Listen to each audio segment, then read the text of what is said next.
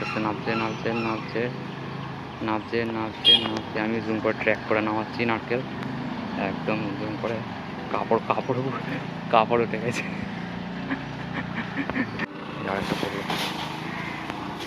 গোটা ডাল পড়েছে একবারে। ব্যাস এই হচ্ছে অবস্থা। ডাব কাটবে,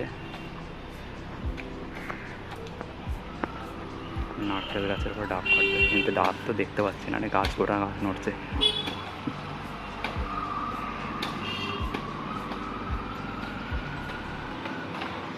একটা কোদাল কাটারি চালাচ্ছে, গোটা গাছটাই নড়ে যাচ্ছে।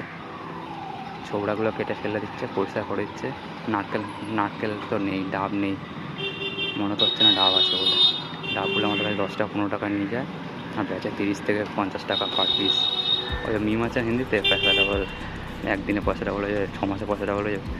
এই আমাদের কাছে 10 টাকা ডাব নিয়ে যায়, 30 থেকে 50 টাকা বেচছে। তাহলে 3 থেকে 5 গুণ। আজকে নিয়ে যাবে, কালকে বেচে দেবে।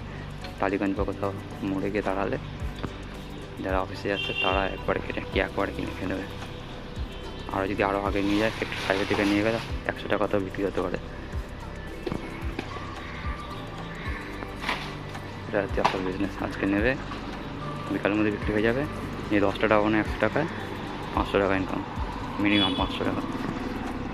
ঠিক আছে, আসল কাজ। গাছে তো ডাব, আমি ভালো মতো ডাব কাজ চলবে না, ডাব তো নেই, নারকেলি ছাড়া তো আবার 200 টাকা দিয়ে।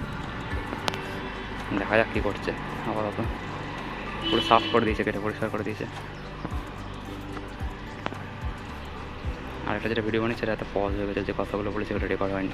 মুখ পুরো ভর্তি হয়ে যায়, গুঁড়ো গুঁড়ো ধুলোগুলো সব এদিকে আসছে, দক্ষিণ পশ্চিম দিকে হাওয়া দিচ্ছে। কিছু করবো না, বন্ধ করে দিই ভিডিও। আমি গিয়ে কফি রেডি হয়েছে, কফিটা গিয়ে খাই। মানা তো বকবে আবার।